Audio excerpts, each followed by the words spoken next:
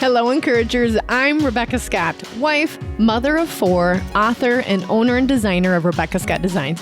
I'm here to encourage you, to make you feel the I can do this spirit each and every day of our awesome journeys to fulfill those many important roles. I believe we are fully equipped to execute, and I will provide you with as much knowledge and practices and systems as I can to help you understand just what I know you can do. Execute. We got this.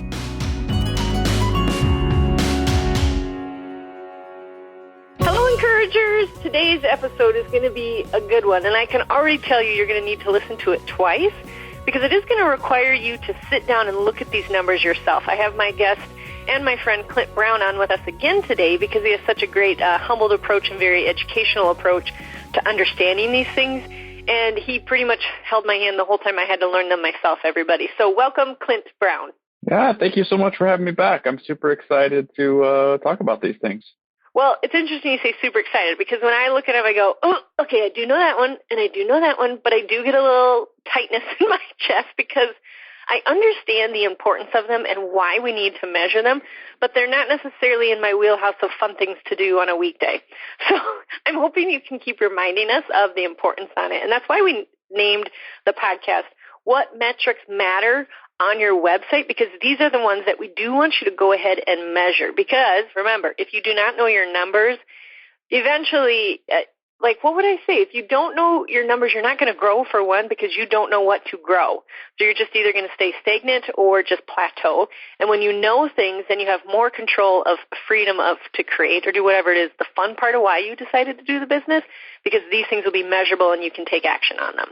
Okay, so we're going to go through quite a bit of them, but we're going to have Clint explain to him just from his experiences with all the coaching and clients that he has had, and then I'm sure he'll be mentioning my business, Rebecca Scott Designs, in the middle of it as well. So tell us, on the back of the website, now you can have a custom website from Wix, you can have a website from Shopify, you can have, I don't know, all the other website things. These are still fairly measurable things on the back end of your website, correct? Yeah. Not all of these are inside the website per se, but they do all impact your sort of web experience or e-commerce if you're selling on your website. So I think anybody who's expecting to have a website and it do something for their business probably needs to have a heads up on these. Okay. I love it. Yeah. So we're going to start off with the simple one, which people throw this word around a lot, is impressions. Impressions, yeah. And that just for context, Rebecca, I think that there's two sort of simple visuals I think someone could choose to latch onto one or the other to help them understand. Okay. You, Rebecca, go to shows, different art shows, craft shows, sidewalk festivals, and you have metrics. You have a way that you measure that's sort of old school, right? Like maybe they'll tell you there'll be this many people come downtown, and that your booth is open this many hours, and how many people came in the booth, and how many people did you talk to, and how many bags you sold. Those are all metrics that are very, very similar to these. Or let's say that little kids wanted to open. My kids one time with the neighbor kids decided to have a lemonade stand, as children do. And my daughter, who's grown up around me, said, hey, we have to be around the most traffic to get the most sales. So she convinced all the little neighborhood kids to walk 1 block down to the church parking lot because it was by a busy street and there was more parking. Well, I will let you know that little decision netted her $84 in 2 hours selling lemonade, which isn't a bad day's work when you're about 10. Yeah. And so she understood. Little children understand these numbers and these concepts. They just don't use the names. And so I think that everybody has the ability to sort of approach this, and I'll do my best to sort of map it towards something that might seem a little more familiar terminology. But the first one you mentioned is impressions. And that's basically how many people are seeing your brand or your ad or your Facebook post. Like if nobody's seeing your stuff, then they're going to have a hard time buying it. Yeah. Or calling you. And impressions does not mean there is a dollar attached. It just means you were seen. Yeah, it just means you were seen. It's really just how many times your content was viewed. Now, if you have a business page on Facebook, they give you a lot of these metrics, or business Instagram or business Twitter. You can see a lot of this. If you had visitors to your website are a form of impression. And that would be like, you at the Sidewalk Arts Festival, Rebecca, that would be like how many people walked by your booth. Okay. That's impressions. Like they had the opportunity to sort of bump into your brand. And how many times was that viewed? And that's simply on a digital platform that's just counted by some sort of analytics tool already built in, and it will tell you that number. So typically it's a big, big number, a lot bigger than your sales. Yes. And what is the importance of measuring the impressions? Well, I think most people want to know that for all the hard work they've done to own a business, they want to make sure that the most number of people are seeing it. And it gives you some context. If you, Rebecca, come out with a new line and only 500 people see it, you might think, my goodness, that was a lot of work to just have 500 eyeballs. I mean, you could have 500 people stop by a booth on a day. And so you might ask as a business owner, how do I get 10,000 impressions, or how do I get 100,000 impressions? And so typically you want that number to be big and with the right people. But impressions is a good one to know because it gives a context of how many people had the opportunity to run into your brand. Love it. Okay, reach. Reach is a little more narrowed down. So this is all sort of like pre-sales, right? But reach really has to do with like who's really following your world or who's specifically engaging with you. So your reach, Rebecca, let's say that you're running a Facebook ad. You've done a promoted post, let's say, which is a pretty normal businessy thing to do on your Facebook page. It will tell you your reach. It might say your reach is 22,700. I have no idea what your reach is on any post, but let's say it's that, or your impressions are 22,700.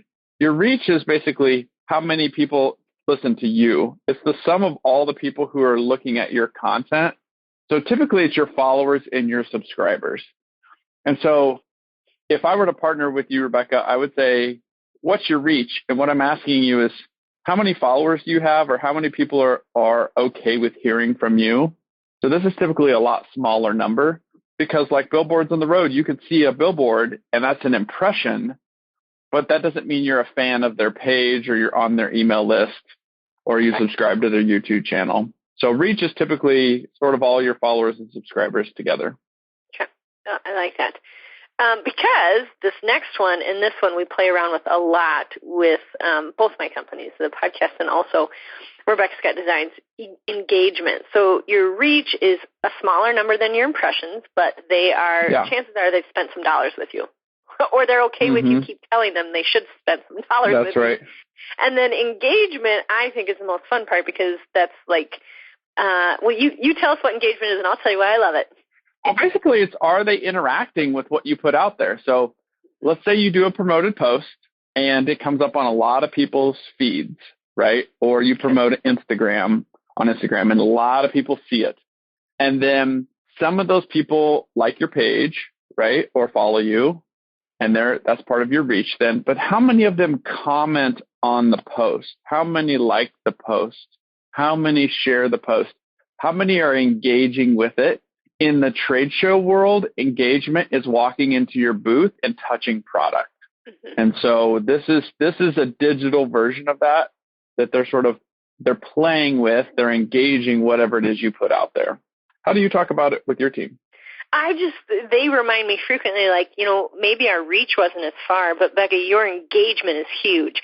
And it's kind of that concept of go 1,000-mile deep instead of 1,000-mile wide. So I could have 1,000-mile where I'm reaching all of these people wide, but chances are they are not the ones necessarily spending the money. Like they enjoy it, but if you can get your engagement really dialed in where people immediately interact as soon as you go live or as soon as you comment something or as soon as you say, hey guys, make sure you share this, they're doing those actions and they're highly engaged, it will be more money in your pocket because they like what you are feeding to them and they trust it. So I just love the engagement because I didn't know how to do it any other way than when I went Facebook Live. I just kind of fell into it and then got really comfortable and learned my own way. And I've watched other Facebook Lives and I'm like, they don't read the comments. Like, I didn't know that was an option. Yeah. I read the comments and engage and tell them their answer, their question, or laugh with them. And so I think engagement has been huge for my business because we trust each other. I trust that they're going to show up and be encouraging and laugh with me and see the funny in things. And they trust that I'm going to deliver something that they too will like and that will serve them well in their life. Yeah, engagement really is a good place to camp out. And if you want one to fuss over engagement, which is typically like a percentage or a total number. So you might say that 100 people engage with your post or 500 people engage. Facebook and Twitter, all those give you engagement numbers. You can also just add them up yourself by looking at how many people commented, liked, and shared. Commenting is typically the best measurement of engagement because it takes the most work for them to do. Likes would be the easiest, sharing would be next, and comments, someone has to use all their fingers, right? And type it out, or use both thumbs and type out an answer in engagement. And I love engagement. If anybody follows me personally on Facebook, you'll see that most of my posts are geared towards getting comments. And I have a lot of engagement because I think that's the most interesting thing. I'm not super interested in just putting out stuff that nobody cares about. So engagement, I totally agree with you. Engagement is where it's at. It's so fun. It's so fun. Okay. The next one is email click-through. Yeah. So just this morning, I was running a big email campaign for a company, and we were having really high click-through. And that's important to my client over there, and it'd be important to you guys because, again, it is an email version of engagement. Because in email, it's harder to see what they're doing with your email. So in email, that engagement looks like a click-through. And what that means is that they opened your email and read something and clicked a link that went to something else, typically your website. What that also supposes, Becca, is that you're putting a link in your email. I cannot tell you the number of people who ask me to help with their email, and they never give anybody a link to go anywhere, and then they're upset that it doesn't generate traffic. Yeah. Yep. And I go, well, you made it hard for them. They're not going to go open a browser and type in your URL or Google you. Just put a link in there. Yep. Absolutely. So click-through rates, all email platforms that I'm aware of measure click-through rates. I do not mean Outlook and Google Mail. I mean something like MailChimp or MailJet or one of those, SendGrid, are places that send emails on you out of a platform. They will all give you. Oh, sorry. Yeah, no, that's absolute averages. So if you want to have about 10% or more people opening your email on your list. And then it would be nice to have 1% click through. That'd be sort of a baseline. So 10% open, 1% click through. That means if you have 100 people on your list, 10 opened it and one of those people clicked. Okay. Did you guys hear that? Did you hear how fast that went? Chop, chop, chop. That's super good measurement to know. So, I have frequently in my coaching when I say, I don't really have an email list. And I'm like, wait, what?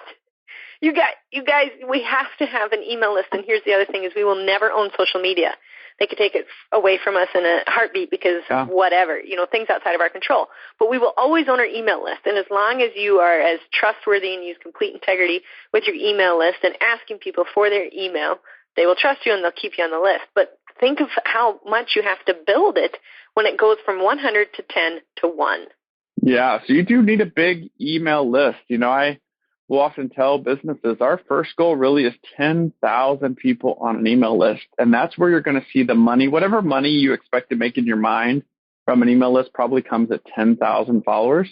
But you can do great if you have high engagement. Yes. You can have a really solid 250-person email list if they're all expecting to hear from you. Let's say, Becca, you had a new product coming out and you said, put your email in here. I'm building a new list of people who want this product, and 250 people say they want it. And then we tell them it's available. You might have huge sales off of that because everybody on that list is expecting to hear from you. Mm-hmm. And that's really critical. Yeah, really critical. And there's all kinds of, I have no doubt you can Google how to build your email list. I could record something with Clint on that as well, you guys. But the biggest takeaway here is, you need to measure your email click-through to find out if you've got links and if it's working, like if you've got good content that they do, in fact, want to click through and that you are building your email list. Yeah, remember, a big email list that doesn't click is like having a lot of social media reach with no engagement. It kind of doesn't mean anything. Oh, good. Yeah, very good analogy. Hey, encouragers, as long as you're in the habit of listening to Clint Brown and what metrics you need to measure, what if you could also measure your children's life and all the 18 years you got to spend with them, right? Well, I've created a resource just like that. I created the A Mother's Love Ledger. It's my version of a journal, but it's much more approachable than staring at a blank page, right? Because that can be a little overwhelming with all the things we're trying to run. So I call it a ledger, and you can just write a paragraph to your child once a week, once a day if you were super diligent, or once a month. But it's just a way of recording what's going on in their life.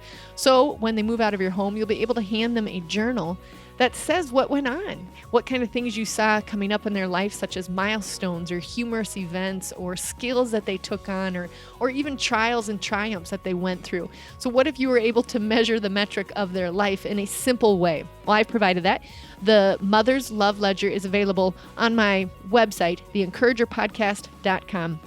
It's just a really great way of measuring what's gone on in their lives and for you to just sit back and reflect on it as well. So grab a Mother's Love Ledger at theencouragerpodcast.com.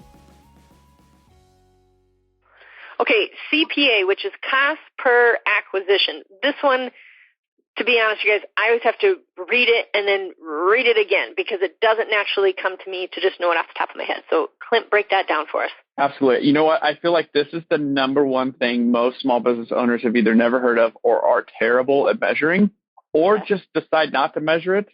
But those who do really well on social media and with e-marketing, e-commerce, email, whatever, they typically know their CPA. And what this means is, let's say that you spent $200 promoting a post and you got 4 customers out of it. That means you take the 200 divided by the 4, and your cost to acquire each customer was $50. Your cost per acquisition is $50.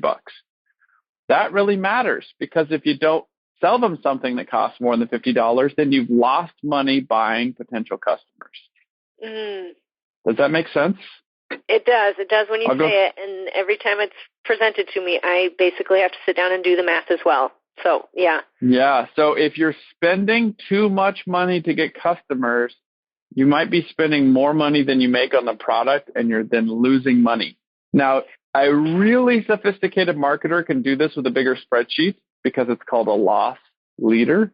Like a grocery store loses money on a gallon of milk. Why? Because they know you'll buy a bunch of other stuff when you're there, and that's why the milk is at the back of the store. Yep. So it's expensive to get somebody to go to the grocery store, and they're going to bait you in there with a cheap gallon of milk or cheap loaf of bread, and they understand their cost of acquisition really, really, really well because they know that you're going to walk out there with $82 and stuff, and they've made money. I have yet to run into a small business owner who does under about maybe under $1 million a year who can rattle off their CPA. And typically the bigger ones, there's somebody on the team that knows that pretty well. So it is something to put a little sticky note in your mind of check out your cost per acquisition. What do you pay to get a customer, basically? Oh, interesting. I like that you gave us also a goal. Like, okay, if you are over $1 million in sales, it's something that but guys, remember, no matter how big in business you're getting, if you're $10,000 a month or $10,000 a year, these are still metrics that you need to be aiming at. You still need to play the CEO role and know your numbers. So knowing this Absolutely makes it that much more attractive to your team and also to anybody that would like to come alongside you and help you. Becca, here's the number one place where I see cost of acquisition happen, and they don't use this term. It's when I just had a client say, hey, I'm going to buy a booth at this trade show. And I said, great, how much does it cost? And he said $1,000.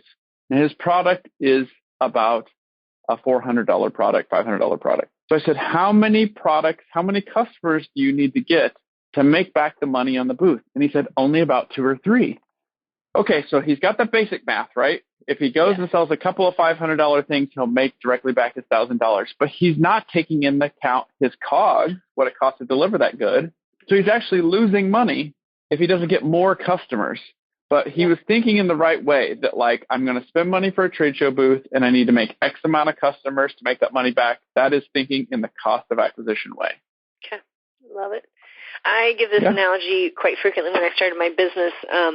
We became debt free, and so my husband said, go for it, and I quit radio when I should have waited a year because what I was doing in my head is thinking, well, if I book 2 trunk shows a month, I'll already make more than I make with my 2 paychecks with radio. But all I was doing is just how much I would make in sales. I wasn't considering the travel and the gas to get there and the printing of the invites for the gal. Mm-hmm. I wasn't doing I did the same thing that you just described with the booth. Yeah. So, I didn't know that was. It's an okay place to start, but it'll be time to upgrade soon. Yeah. Okay. Oh. How about organic acquisition traffic? This is organic traffic is organic traffic is easy. That you can take the acquisition word out of there because the idea is that you've acquired them with the company. It's basically organic traffic. That's traffic you didn't do anything. They just found you. Okay. And every e-commerce platform I've been in and every Google Analytics type tool will give you something called organic traffic. This is great because you didn't spend any money right then to get them there. They just found you on Google or clicked from an article. And that's organic traffic. And that you want that because you didn't have to pay to get them to your website. How can you increase your organic traffic, though, if you had nothing to do with it? Well, you might have something to do with it, but you may not have spent money on advertising. And so let's say that you have great product reviews in the marketplace. That could be organic traffic. Let's say that you got in the news and people Google you and end up on your website. That's organic traffic. So it's people coming to you that did not click on an ad. They found you based on their own energy. Getting people, blogging about your product. That could be organic traffic. So just these not are an ad. Free opportunities for you to get engagement also. So we check this up to like when we do a donation to a school that's got a fundraiser for their Christian school or whatever, or we do a collaboration which is an even trade. That's where some of that organic traffic comes from. Mm-hmm. Okay. Yeah, this client I was helping just yesterday got their product reviewed in a local news site, like in Kentucky. Someone found their product and reviewed it and had a link over to the website. Well, he sold 57 units in one day just from an article that he didn't pay to be in. That's organic traffic. That's so beautiful. He was very excited, by the way. Yeah, he was very excited. He should be. That's awesome. Okay, how about now social media engagement involves 3 different points, and we kind of talked about this, like likes, shares, and comments. Why is it important that we keep measuring these, and what's the difference between them? Yeah, and even one more, if you scroll down on my notes, Becca, there's clicks. So likes, shares, comments, and clicks. Okay. Basically, it's sort of zooming in, and this is fun. I like this area because it's a bit of a game of discovery or a bit of a game of clue, right? And you say which posts, and Facebook does a good job of telling you all these numbers if you're a Facebooker, but which posts what kind of posts get a lot of likes? What kind of posts get a lot of share? Which ones get the most comments? Which ones get the most clicks? If you had a little competition amongst your posts, right, and you say, I'm going to post 10 different things over the next 10 days, and whichever one does the best, I'm going to do that again and see if it has the same result. Maybe not the exact same words, but the same type, right? It was a product photo and you had a positive quote. You're trying to figure out what your customers like. Now, at a trade show, that's easy because they're standing right in front of you. You know, Becca, that if you put this product up front on this little round thing, it draws people into the booth. In the digital world, that's hard because you can't see them. And so the only thing we have are these metrics. So likes would just be someone clicking the like button. A share is they've typically clicked a little arrow and it posted on their page or their account also. A comment is them leaving words.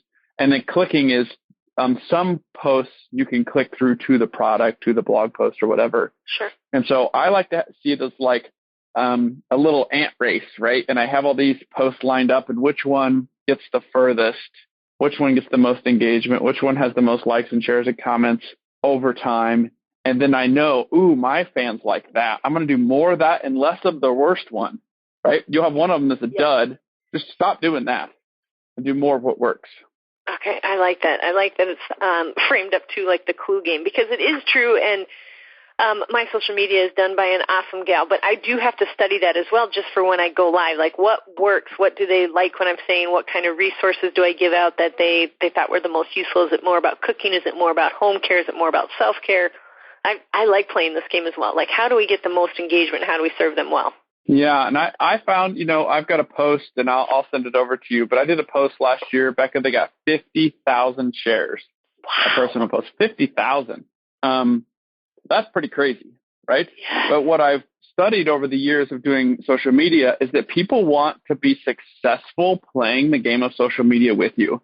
If you make it complicated to engage with your posts, if you've got some big, complicated political rant, that might get a few big comments back, but everyone else goes, I don't have time for this. I can't figure this out. It's too much thinking. But if you, Becca, put up 2 bags and say, hey, we're going to go live with one of these bags. Which ones do you like, A or B? You'll have a ton of comments, a ton of likes, because you've made it easy for them to engage with you. I think that's so good. I think of it also like the Donald Miller will say, it's the calories they are burning. If it takes too many calories to burn to figure out what you're doing, while the customer may not know those thought process, within 20 seconds, they will change their mind or Google the next thing. So you have to simplify your website. You have to simplify your post. So it's just very, very easy and doesn't spend a lot of brain calories to figure it out.